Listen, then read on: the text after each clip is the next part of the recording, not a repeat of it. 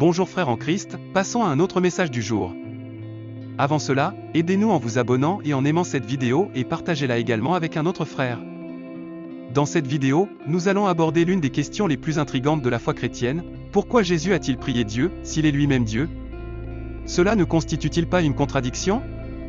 Cela ne suggère-t-il pas que Jésus n'était pas réellement Dieu ou qu'il y avait deux dieux distincts?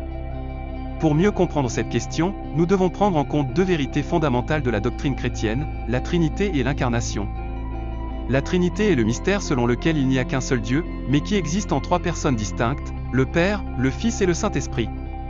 Ces trois personnes sont coéternelles, égales et consubstantielles, c'est-à-dire qu'elles partagent la même nature divine. Il n'existe pas d'autre Dieu en dehors de ce Dieu trinitaire, qui s'est révélé dans les Écritures et dans l'histoire du salut. L'incarnation est le miracle par lequel le Fils de Dieu, la deuxième personne de la Trinité, s'est fait homme et est né de la Vierge Marie. Jésus est à la fois vrai Dieu et vrai homme, sans confusion ni mélange entre ces deux natures. En tant que Dieu, Jésus est égal au Père et au Saint-Esprit, digne de toute gloire, prière et obéissance. En tant qu'homme, Jésus est inférieur au Père, dépend de lui et se soumet à sa volonté. Ces deux vérités nous aident à comprendre pourquoi Jésus a prié Dieu. Il a prié en tant qu'homme, non en tant que Dieu, il a prié son Père comme Fils, non comme égal. La prière de Jésus visait à accomplir sa mission, non à nier son identité. Il a prié pour démontrer humilité, confiance et amour, et non pour remettre en question sa divinité, sa puissance ou sa gloire. La prière de Jésus ne prouve pas qu'il n'était pas Dieu, mais qu'il était l'homme parfait. Elle n'indique pas qu'il y avait deux dieux, mais une communion intime entre le Père et le Fils. La prière de Jésus ne devrait pas nous faire douter de sa foi, mais plutôt nous inviter à suivre son exemple. Cette question nous pousse à explorer la double nature du Christ, pleinement divin et pleinement humain. Bien que Jésus soit l'incarnation de Dieu sur terre, ses prières révèlent des aspects cruciaux de son humanité. L'importance de cette question réside dans la profonde connexion entre Jésus et son Père céleste. Durant son ministère, nous voyons Jésus se retirer pour prier à des moments cruciaux. Pourquoi ? Parce qu'à ces moments de communion avec Dieu, il nous a montré l'importance de la dépendance divine et de la connexion spirituelle. La prière de Jésus n'était pas un signe de faiblesse, mais un acte de relation intime avec le Créateur. Dans le jardin de Gethsémani, avant sa crucifixion, la prière de Jésus révèle sa vulnérabilité humaine. Dans son angoisse, il a cherché la force et le réconfort dans la présence de Dieu, comme tout être humain le ferait. En résumé, la question de savoir pourquoi Jésus a prié Dieu, alors qu'il est Dieu lui-même, nous invite à contempler la profondeur de la relation trinitaire et à rechercher cette même connexion dans notre propre vie spirituelle. Vous êtes-vous déjà demandé pourquoi le propre Fils de Dieu cherchait la communion par la prière? N'est-ce pas un mystère fascinant que le Sauveur, étant la manifestation divine sur terre, prenait le temps de communiquer avec son propre Père? Selon l'enseignement chrétien, Jésus est entièrement divin et entièrement humain. Cette dualité est un mystère théologique qui a intrigué théologiens et croyants au fil des siècles. Sa divinité se manifeste dans son rôle de Fils éternel de Dieu, la deuxième personne de la Trinité, qui est pleinement Dieu. En même temps, Jésus a pleinement assumé la nature humaine, expérimentant la naissance, la croissance, les émotions et les limites physiques. Comprendre cette dualité est essentiel pour saisir pourquoi, étant Dieu, Jésus priait le Père. Son humanité l'a amené à affronter les mêmes difficultés et défis que nous. Il a connu la tentation, la souffrance et la vulnérabilité. Sa prière n'était pas un signe de doute quant à sa divinité, mais un exemple de comment la connexion spirituelle peut coexister avec la plénitude de la divinité. Par sa prière, Jésus a montré sa dépendance envers le Père et son désir d'accomplir la volonté divine. La prière de Jésus ne souligne pas seulement son humanité, mais elle nous enseigne également l'importance de rechercher la direction divine et de trouver de la force dans notre relation avec Dieu. La doctrine de la double nature de Jésus nous invite à réfléchir au mystère de l'incarnation, où le divin rencontre l'humain. En comprenant cette dualité, nous pouvons mieux apprécier la prière de Jésus comme une expression à la fois de sa divinité et de son humanité. Jean 1:1 nous dit que, au commencement était la parole, et la parole était avec Dieu, et la parole était Dieu, ce qui souligne la nature divine de Jésus et son unité avec le Père depuis l'éternité.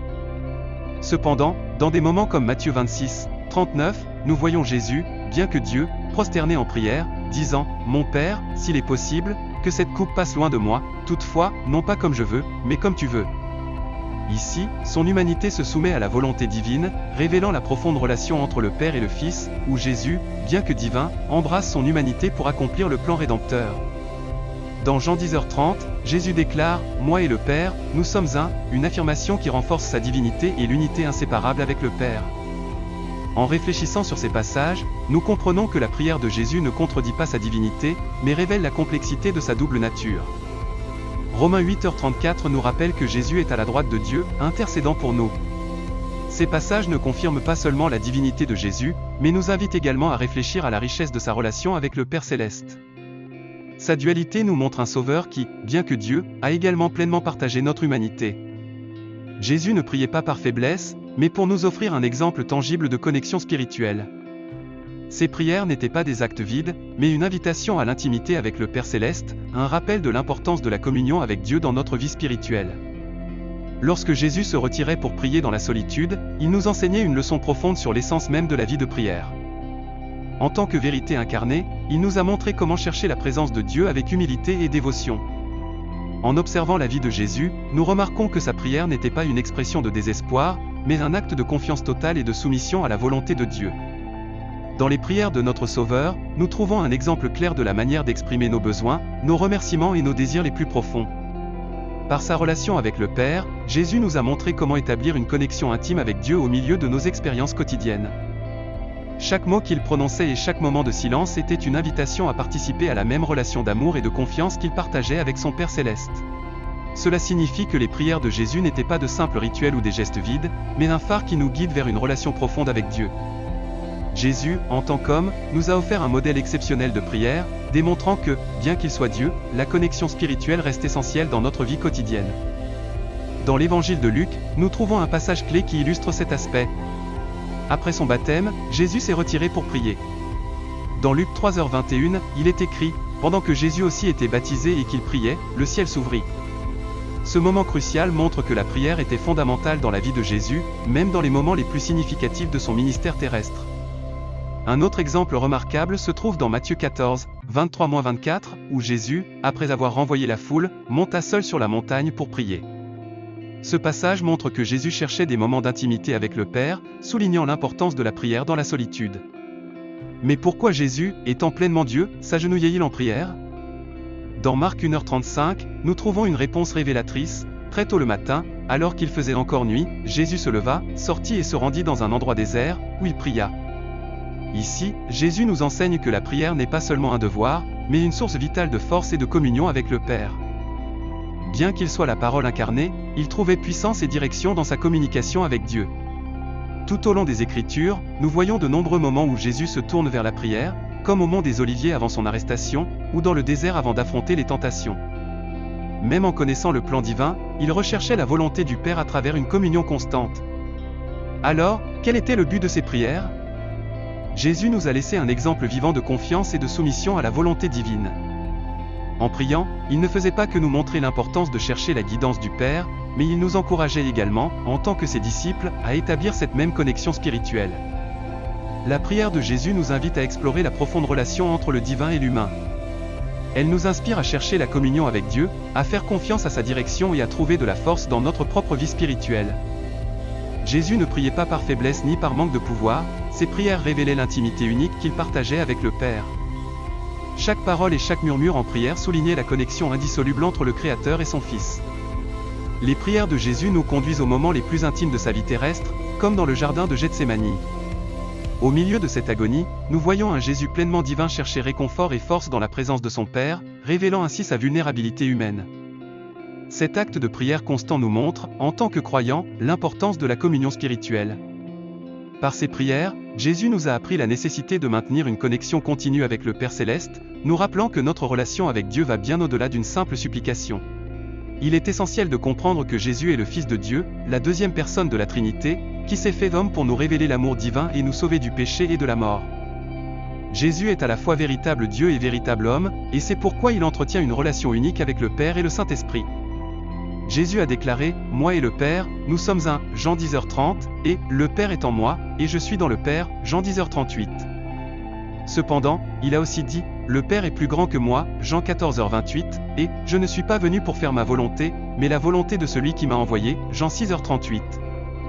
Ces affirmations nous montrent que, bien que Jésus soit Dieu, il s'est volontairement soumis au plan du Père et a été obéissant jusqu'à la mort sur la croix, Philippiens 2h8. Jésus reconnaissait l'autorité et la souveraineté du Père et communiquait avec lui de manière constante à travers la prière. la prière est l'un des moyens les plus puissants pour développer une intimité avec Dieu. La Bible nous dit que la prière fervente du juste a une grande efficacité, Jacques 5h16, et c'est l'une des armes principales du croyant. Pour Jésus, prier signifiait parler avec Dieu, lui confier ses désirs, ses incertitudes et ses joies. Quand nous prions sincèrement, nous pouvons recevoir le réconfort, la paix et l'amour du Père. Nous pouvons être assurés que Dieu entend toujours ceux qui s'approchent de lui avec humilité. Jésus nous a laissé le meilleur exemple de la manière dont nous devons prier. Il l'a fait à tout moment et en tout lieu, aussi bien en public qu'en privé, dans la joie comme dans la souffrance, dans l'action de grâce comme dans la supplication, dans la louange comme dans l'intercession. Jésus a prié pour lui-même, pour ses disciples, pour ses ennemis, pour l'Église et pour le monde entier. Il priait avec foi, confiance, persévérance, sincérité, humilité et obéissance. Ses prières étaient faites de paroles, de gestes, de larmes, de silence et même de sang. Sa vie entière était une prière. La Bible relate de nombreux moments où Jésus cherchait cette connexion avec le Père à travers la prière. Jésus a prié à plusieurs moments importants de sa vie. Par exemple, avant de commencer son ministère public, lorsqu'il a été baptisé par Jean-Baptiste dans le fleuve Jourdain. Dans Luc 3, 21-22, il est écrit « Lorsque tout le peuple se faisait baptiser, Jésus fut aussi baptisé. Et pendant qu'il priait, le ciel s'ouvrit, et le Saint-Esprit descendit sur lui sous la forme d'une colombe. Et une voix vint du ciel, disant « Tu es mon Fils bien-aimé, en toi j'ai mis toute mon affection. » Ici, la prière de Jésus est un moment crucial où il reçoit la confirmation de son identité et de sa mission, tout en faisant l'expérience de la présence et de la puissance du Saint-Esprit. Un autre exemple important de la prière de Jésus est lorsqu'il choisit ses 12 apôtres, qui seraient ses compagnons et témoins. Luc 6, 12-13 rapporte, « En ces jours-là, Jésus monta sur la montagne pour prier, et il passa toute la nuit à prier Dieu. Quand le jour parut, il appela ses disciples et en choisit 12, qu'il nomma aussi apôtres. » Ici, la prière de Jésus est essentielle pour discerner la volonté de Dieu et prendre des décisions cruciales. Un troisième exemple de prière est la transfiguration de Jésus devant Pierre, Jacques et Jean, lorsqu'il révéla sa gloire divine. Luc 9, 28-29 dit, environ 8 jours après ces paroles, Jésus prit avec lui Pierre, Jean et Jacques, et monta sur la montagne pour prier. Pendant qu'il priait, l'apparence de son visage changea, et ses vêtements devinrent d'une blancheur éclatante.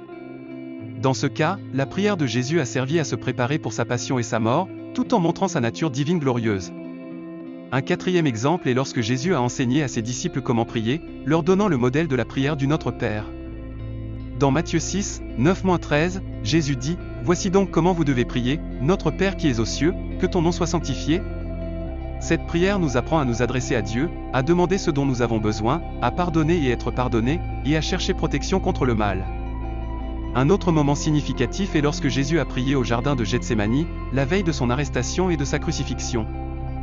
Dans Matthieu 26, 36-39, il est écrit, Jésus alla avec eux dans un lieu appelé Gethsémani, et il dit à ses disciples, asseyez-vous ici, pendant que je vais là-bas pour prier. Ici, Jésus exprime son angoisse et sa douleur, mais aussi sa soumission à la volonté du Père, même si cela impliquait une grande souffrance. Enfin, sur la croix, Jésus pria avant de rendre son esprit. Luc 23h46 rapporte, Jésus s'écria d'une voix forte, « Père, je remets mon esprit entre tes mains. » Et en disant cela, il expira. À ce moment final, Jésus fait confiance pleinement à son Père et offre sa vie pour notre salut. Ce ne sont que quelques exemples des nombreuses fois où Jésus a prié Dieu. Sa vie de prière nous offre un modèle à suivre, une attitude de dépendance, de communion, d'adoration, de gratitude, de supplication, d'intercession, d'obéissance et de confiance. Nous pouvons apprendre de son exemple et de ses enseignements, en imitant son approche de la prière. En conclusion, Jésus priait non seulement parce qu'il était homme, mais aussi parce qu'il désirait accomplir la volonté de son Père et nous enseigner à prier. Sa vie de prière est une invitation pour chacun de nous à rechercher la même communion avec notre Père céleste.